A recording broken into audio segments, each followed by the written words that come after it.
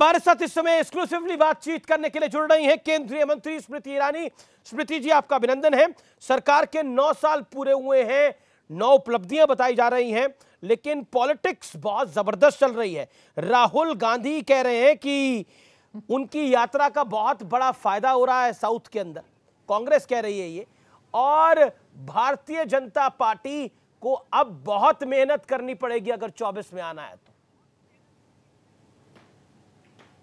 Bharatiya Janata party का ये सौभाग्य रहा है कि जब से हमारे पार्टी की नींव रखी गई है तब से लेकर आज तक हर कार्यकर्ता ने अथक प्रयास, अथक परिश्रम किया है।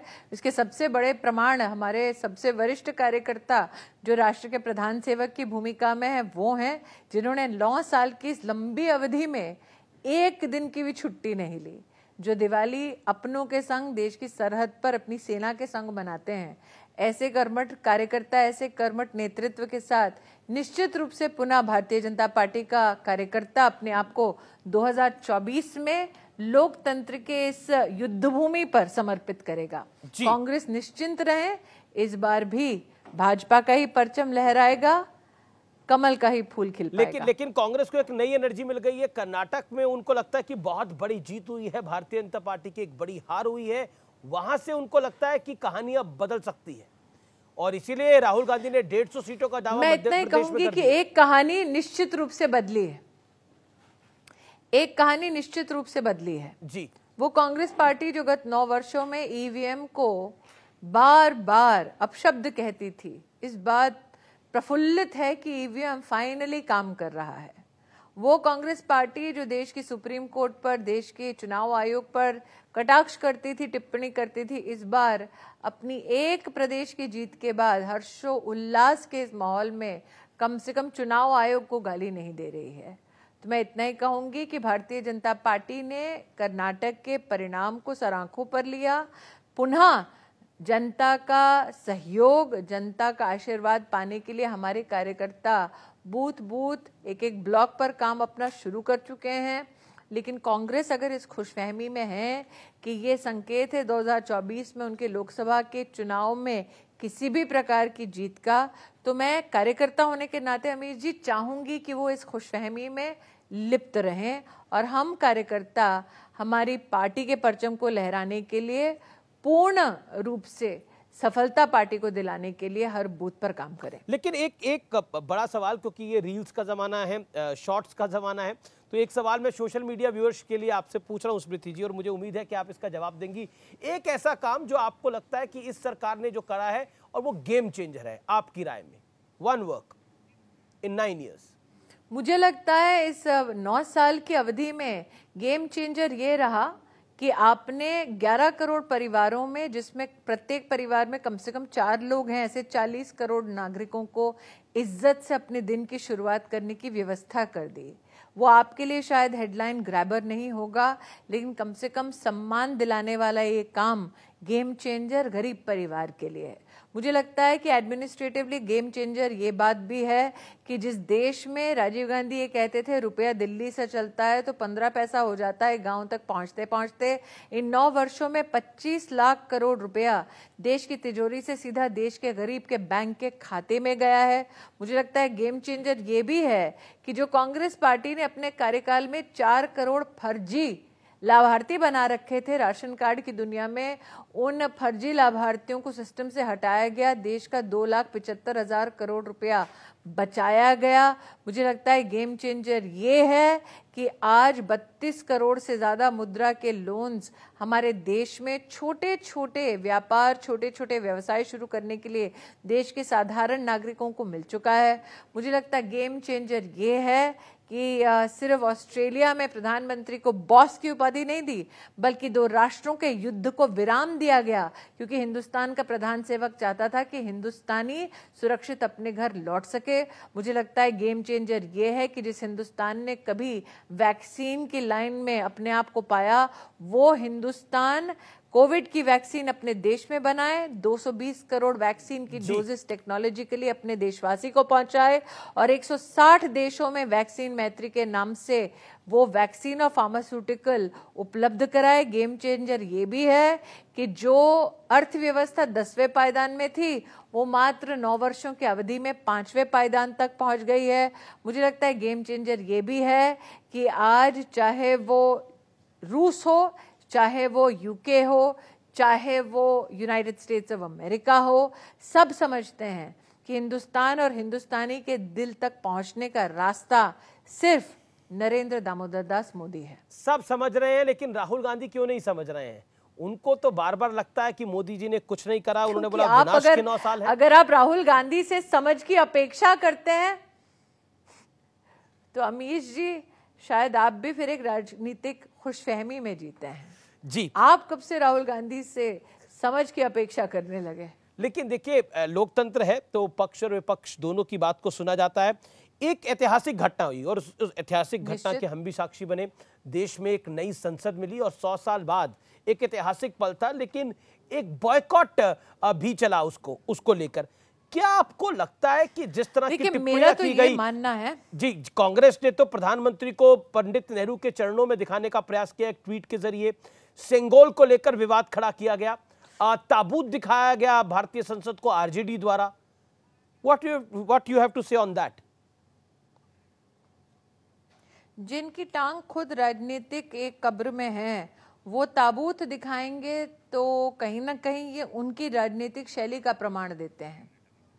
मुझे ऐसा लगता है कि जब वो देश की संसद का इस प्रकार से अपमान करते हैं तो वो अपमान मोदी का नहीं है, हर उस नागरिक का अपमान है जो देश की संविधान को अपना प्रथम अधिकार समझता है, अपना प्रथम जिम्मेदारी समझता है। मुझे ये भी लगता है कि जिन लोगों ने ये छलावा किया कि वो पार्लियामेंट का बॉयकॉट करेंगे, वो क्या आगामी सेशन में पार्लियामेंट में अपने पैर नहीं धरेंगे? और जहां तक सेंगोल की बात है तो भारत के इतिहास को जुटलाना ये तो गांधी खानदान की खासियत है। हिंदू धर्म पर कटाक्ष करना ये तो गांधी खानदान की खासियत है। जयराम रमेश ने कहा, जयराम रमेश ने बोला ये व्हाट्सएप यूनिवर्सिटी का ज्ञान है।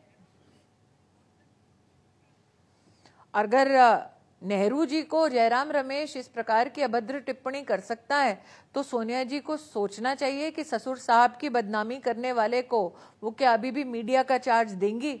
ये तो बहू जाने, उनका ससुराल जाने। लेकिन एक बड़ा पॉइंट है सेंगोल को लेकर। जब सेंगोल को स्थापित किया गया, मंत्रोच्चारण हुआ, उससे पहले सर्वधर्म सभा भी हुई, लेकिन उसको एक धर्म विशेष के साथ जोड़ने का प्रयास हुआ और उसको लेकर भी एक पॉलिटिक्स है। Your take on that? मैं इतना ही कहूंगी, आपने सर्वधर्म की प्रार्थनाओं का वहां उल्लेख किया। मैं एक पारसी से ब्याही हूँ, इंदिरा जी भी एक पारसी से ब्याही थी, और जहाँ तक लीनिएज की बात है तो कहीं ना कहीं गांधी खानदान में पारसी का वो अंश भी है। मैं एक प्रैक्टिसिंग हिंदू हूँ और बड़े गर्व के साथ आज कह सकती हूँ कि पारसी समुदाय की वहाँ प्रार्थना हुई, जिसे कहते हैं अशेम वहु वहिस्तमस्ते उस्तास्ति उस्तायमाय या दशाए वहिस्ते अशेम। ये एक प्रैक्टिसिंग हिंदू पारसी धर्म की एक प्रेयर आज आपके सम्मुख हम लोग बड़ी विनम्रता के साथ, श्रद्धा के साथ अर्पित कर रहे हैं, धर्म को, समाज को, भगवान को। तो सर्वधर्म संभाव क्या होता है उसका एक चित्र आपने पार्लियामेंट की उस नई संसद की व्यवस्था को लोकार्पित करने से पहले स्वयं देखी है। जहां तक हिंदू संतों का सवाल है तो क्यों कांग्रेस पार्टी को हिंदू संतों से इतना परहेज है, ये सवाल एक्चुअली पूछना ही व्यर्थ है। क्योंकि जिन्होंने शंकराचार्य पर कटाक्ष कर लिया, संतों पर लाठी चार्ज करवाया, उनसे मैं अपेक्षा ही कैसे कर सकती हूँ कि वो मेरे समाज का, मेरे धर्म का सम्मान करें। जिन्हें सत्ता की कुर्सी पर बैठकर हिंदू आतंकवादी प्रतीत होता है, उनसे मैं अपने समाज के प्रति कैसे सम्मान अपेक्षित कर सकती हूँ? जी, जो अपनी कर्नाटक की जीत को हिंदू धर्म के खिलाफ की जीत बताते हैं, उनसे मैं कहाँ अपेक्षा कर सकती हूँ कि वो मेरे धर्म के प्रति आदर का भाव रखें। जिन्होंने राम के अस्तित्व को झुठला दिया, जो आज तक एक पग नहीं धरे राम मंदिर के प्रति, उनके प्रति मैं यही भावना रख सकती हूँ कि ना मेरे समाज का सम्मान करेंगे, ना मेरे संतों का सम्मान करेंगे। जी, लेकिन ना एक और संसद का सम्मान करेंगे। एक और बड़ा प्रमाण तो उन्होंने खुद ही दे दिया। जी, एक और बड़ा विषय है पहलवानों को लेकर जो विवाद चल रहा है। उन्होंने विसर्जन का भी आज प्रयास किया, फिर नरेश टिकैत को दे दिए। क्या आपको लगता नहीं है भारतीय जनता पार्टी के लिए कि शासन के लिए, सरकार के लिए एक इमेज में बहुत बड़ा डेंट है, जिस तरह से पहलवान सड़कों पे हैं लगातार? देखिए कानून और आपके सांसद पे आरोप अभी अभी आपके इस कार्यक्रम से पहले ही मैं अभी आपसे चर्चा करने से पहले एक कार्यक्रम में बबीता फोगाट जी के साथ थी, जो उसी परिवार की सदस्य हैं। आपको लगता है कि अगर इस प्रकार का कोई निर्दयी, निर्लज्ज अथवा ऐसा कोई कानून पर प्रहार करने वाला काम हम कर रहे होते तो बबीता फोगाट मेरे संग बैठी होती? जहां तक कानून की बात है, सुप्रीम कोर्ट ने स्वयं इस विषय पर अपनी टिप्पणी कर दी है। आपको भाजपा पर विश्वास ना हो तो क्या सुप्रीम कोर्ट पर भी आप विश्वास नहीं करेंगे? वर्तमान में एक इन्वेस्टिगेशन चल रही है।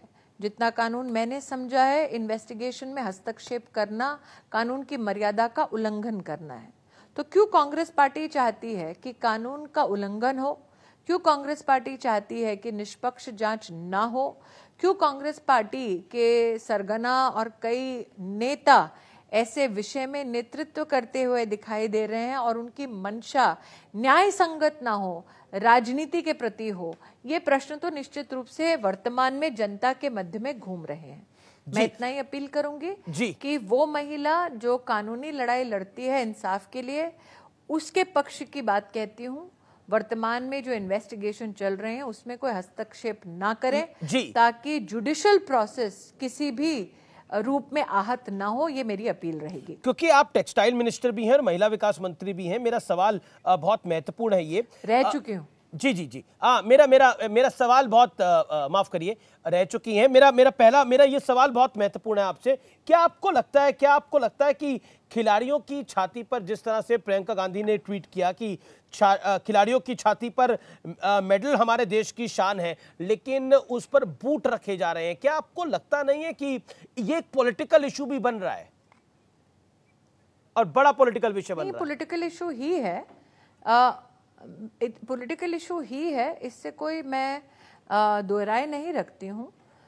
एक सांसद के नाते मैं इतना ही कहना चाहती हूँ कि जिस खानदान ने अपने आप को कई रत्न दिए, कई राष्ट्रीय सम्मान और पुरस्कार दिए, उस खानदान की राजनीतिक धरा अमेठी में सबसे पहली बार पद्म पुरस्कार अगर सामान्य गरीब परिवार की किसी लड़की को मिला तो वो भारतीय खेल के लिए मिला। उस लड़की का नाम सुधा है। तो जिन्हें इस बात की सुध नहीं थी कि उनके अपने राजनीतिक क्षेत्र में किस प्रकार की बेटियों की प्रतिभा को सम्मानित किया जाना चाहिए, वो अगर ये सारे कटाक्ष अपने राजनीतिक लाभ के लिए ना करें तो बेहतर। लेकिन मैं भी जानती हूँ आदत से मजबूर है, निश्चित रूप से ये करेंगे। दोबारा कहती हूँ, एक महिला होने के नाते निष्पक्ष जांच हो, जुडिशियल प्रोसेस में कोई बाधा ना बने, और जिस केस में स्वयं सुप्रीम कोर्ट अपनी टिप्पणी दे चुके हैं उस पर, सुप्रीम कोर्ट पर जो विश्वास नहीं करते उस पर मैं कोई टिप्पणी नहीं कर सकती। आखिरी सवाल, सुप्रीम कोर्ट की टिप्पणी का सम्मान नहीं कर सकते। जी आखिरी सवाल, 2024 की लड़ाई क्या आपको लगता है एक बार फिर मोदी वर्सेस ऑल होने जा रही है? क्योंकि नीतीश कुमार सबको साथ लेकर चलने की बात कर रहे हैं, अब तो अरविंद केजरीवाल क्योंकि ऑर्डिनेंस आ गया है तो वो भी सबको साथ लेकर चलने की बात कर रहे हैं। जो खुद अपने पैरों पे खड़े नहीं हो पाते, जो खुद अपने पैरों पर नहीं खड़े हो पाते, वो साथ चलने की बात करते हैं अमित जी। और किस प्रकार का ये याराना है ये? कांग्रेस पार्टी ये जवाब दे दे। ममता बंदोपाध्याय ने बंगाल में कई कांग्रेस के कार्यकर्ताओं के ऊपर शोषण किया, प्रहार किया, ऐसा कई कांग्रेस के नेता स्वयं कहते हैं। तो जिस टीएमसी का हाथ सना है कांग्रेस के कार्यकर्ताओं के खून के साथ, क्या गांधी खानदान उस टीएमसी के साथ हाथ मिलाएगी? नीतीश जी ने गांधी खानदान को भ्रष्ट कहा, क्या गांधी खानदान उनका आलिंगन कर पाएगी? गांधी खानदान और देश ने लालू जी को भ्रष्ट कहा, क्या राहुल गांधी की स्वच्छ राजनीति राहुल जी को इस बात की इजाजत देती है कि वो लालू जी को क्लीन चिट दे पाएंगे? केजरीवाल साहब गांधी खानदान और कांग्रेस के कसीदे पढ़ते थे एक जमाने में, शरद पवार जी को गाली देते थे। आज उनका एक नया याराना हो रहा है इन लोगों के साथ। तो जिन सबको एक राजनीतिक दलों में खुद विरोधाभास सबको है, एक कॉमन चीज जोड़ती है। वो कॉमन चीज है नरेंद्र मोदी। सब नरेंद्र मोदी के खिलाफ है। उन्हें लगता है कि नरेंद्र मोदी से निपटने, आपस में बाद में निपट लेंगे। जनता भी देख रही है, जनता ये जानती है कि वो एक अकेला सब पे भारी है। चलिए, जनता जानती है कि मोदी उनकी लड़ाई लड़ रहे हैं और वो अपने अस्तित्व की लड़ाई लड़ रहे हैं। यही फर्क है दोनों पक्षों में। बहुत बहुत शुक्रिया बेबाकी से बात करने के लिए, हर विषय पर बात करने के लिए। Thank you so much Smriti ji. Thank you. तो ये थी स्मृति ईरानी, हमसे एक्सक्लूसिव बातचीत कर रही थी।